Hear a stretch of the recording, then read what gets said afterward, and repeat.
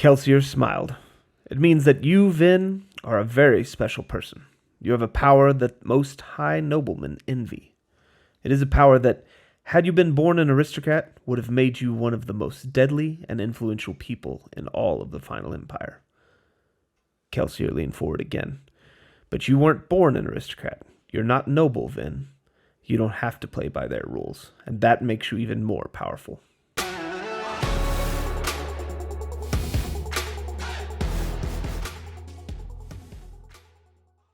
Hey there, Nomads of Lore. I'm Sean. And I'm Jonathan. And together we are Mead and Mischief, your home away from no home.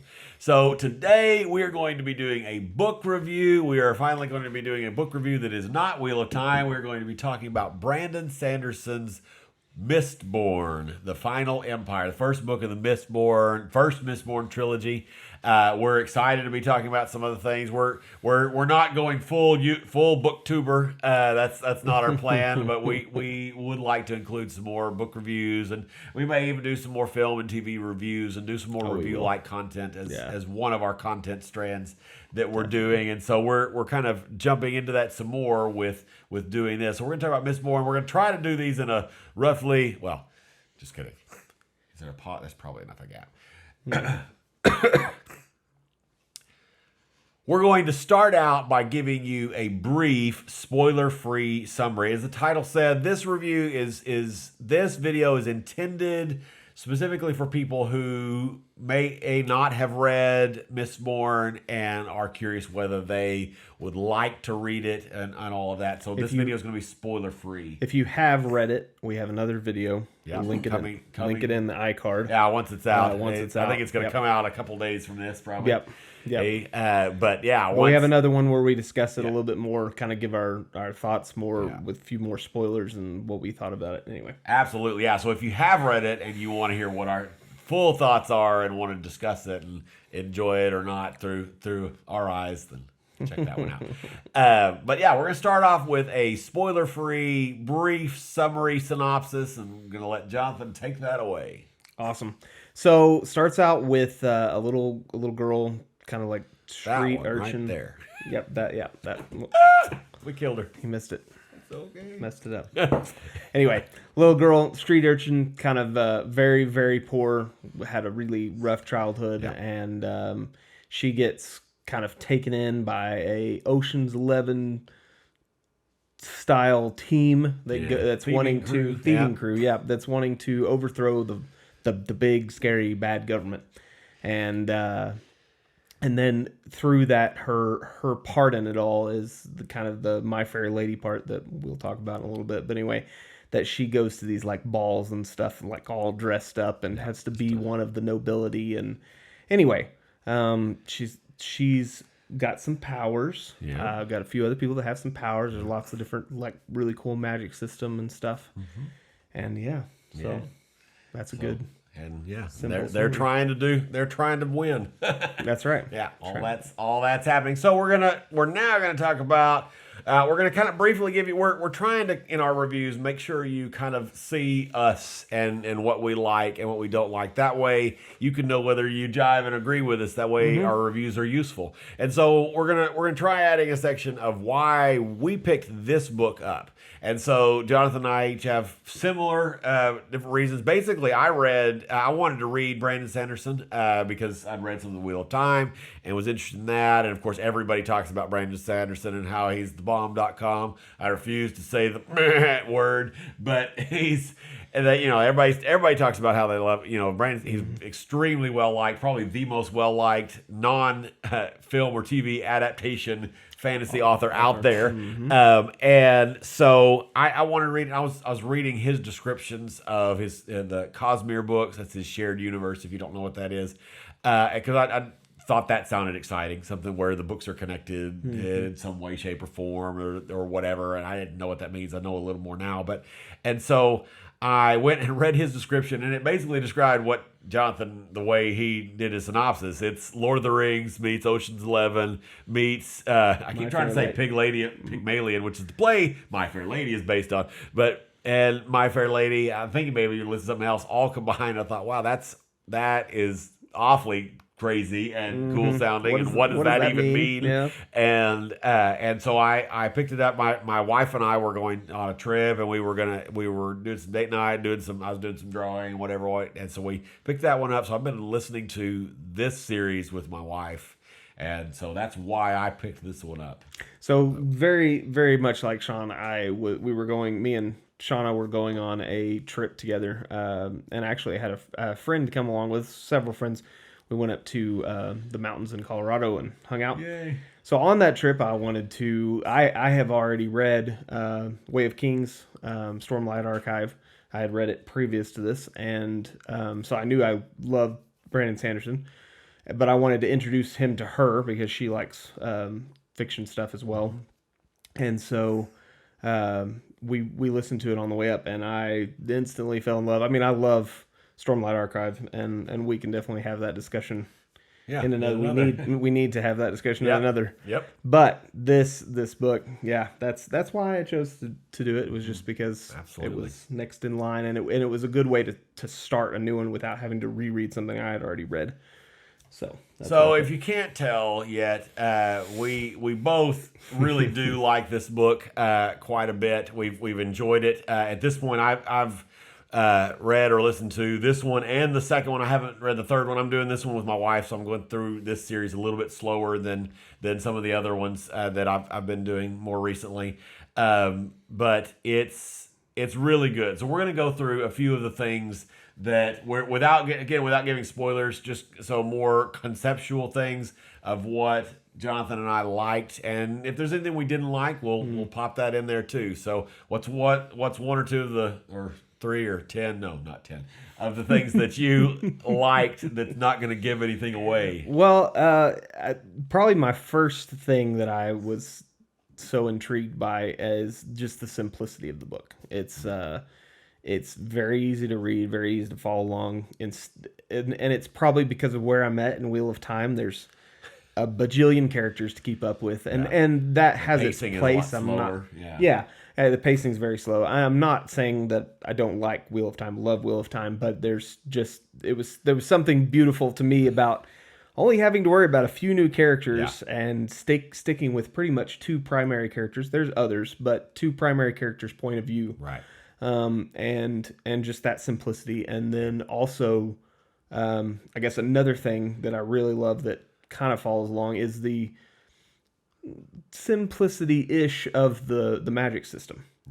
It's very well done. Yeah. I love his magic system. Probably, well, let's not go there yet. Go ahead. What did you like? So, everybody talks about Sanderson's magic systems. I mean, that's like his big thing, and I do like this magic system. I like actually really kind of appreciate more soft magic systems. I mean, I like both, but I do enjoy the magic. I enjoy it more than I thought. When I heard people describing this magic system that's based on metals and things and whatever, that, when I hear other people talk about that, it always sounded like, I was like, okay, that's fine, whatever. But I did enjoy it more than I thought I would. So I like. I've always been interested in, if you are interested in like alchemy, that kind of like, I've always thought that was a really cool concept, right? That doing things with metals, and so this kind of follows along with that. I won't give any more out, but that it's really interesting. Yeah. So that's cool. But what I liked more than this, honestly, was the cast of supporting characters. And it's just got a really strong, really memorable supporting characters. The whole cast is really good. And I like what he does. He plays with some tropes is kind of the wrong word, but he plays with some ideas. We've got one character that's kind of a fighter, rough character, but his personality is he's a philosopher and he's a soft, he's more soft and doesn't really want to fight, and that's really fun. And we play with this smart aleck guy what he can do is help control people and help influence people and do all of those things.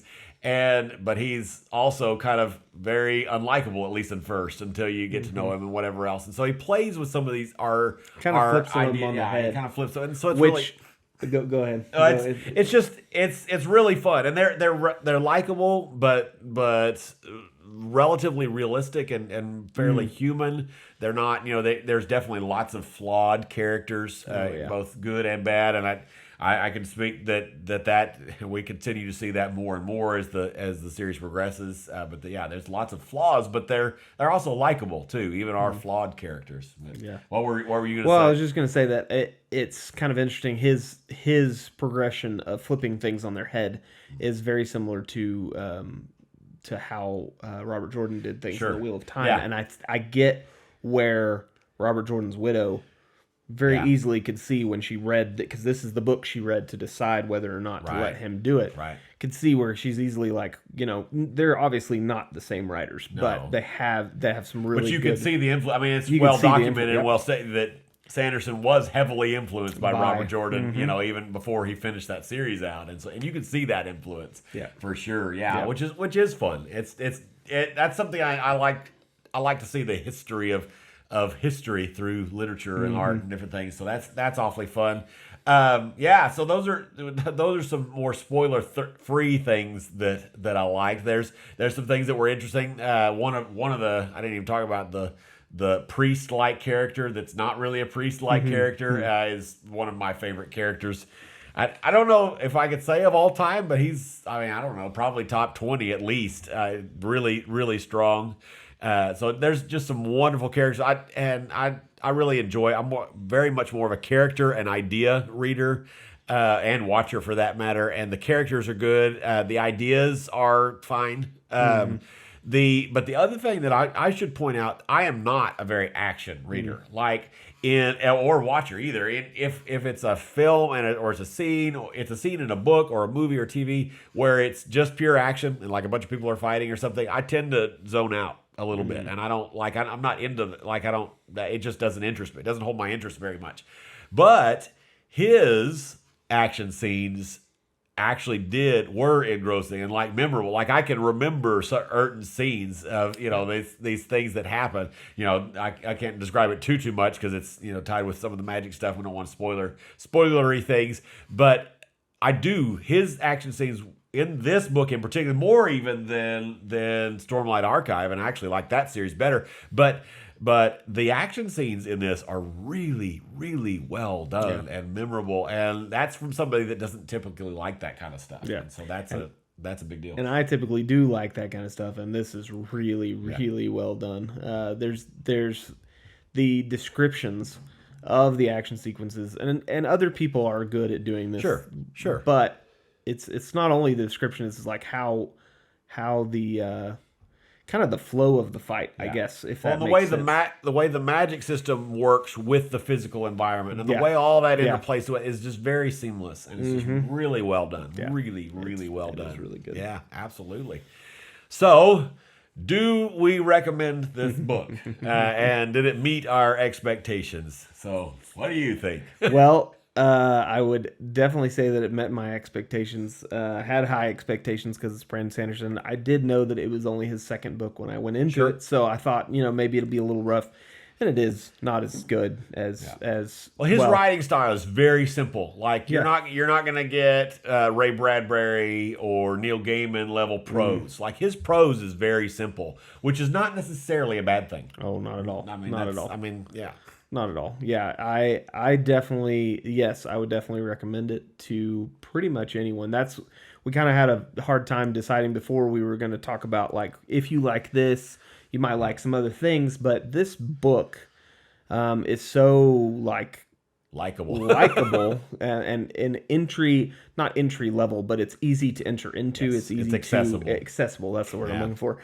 And so really, if you like fiction, fantasy, even sci-fi. If you're into more just straight up historical and you don't like fantasy at all, that might be an exception. Yeah. But if you like fantasy, sci-fi, you're probably gonna like this book.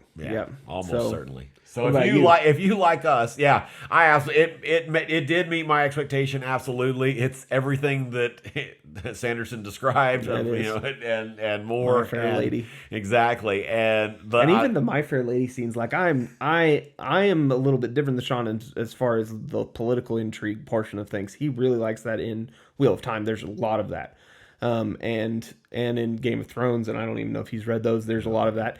Those parts don't keep my interest as long. They are good, and I do like them. I love the way he did it in this book. Sure, but it was simple and. Well, and there was the intrigue was slow layers. Like you learn things, and there's enough intrigue with certain characters. Will they? Won't they? Are they? Aren't they? Kind of things, and that's done. The tension with that is well done there too. So it's really solid. There's not a lot of politics in this particular book. But the stuff that is there is fun, and it's interesting for sure. Yeah, I definitely recommend this book, and I 100% agree with Jonathan. I mean, if you like any of that stuff, you'd probably like this book. If you like us have been living under a fantasy rock and have not yet read Brandon Sanderson, Mistborn, The Final Empire, absolutely check it out. It's really, really good. We don't think you'll regret it at all.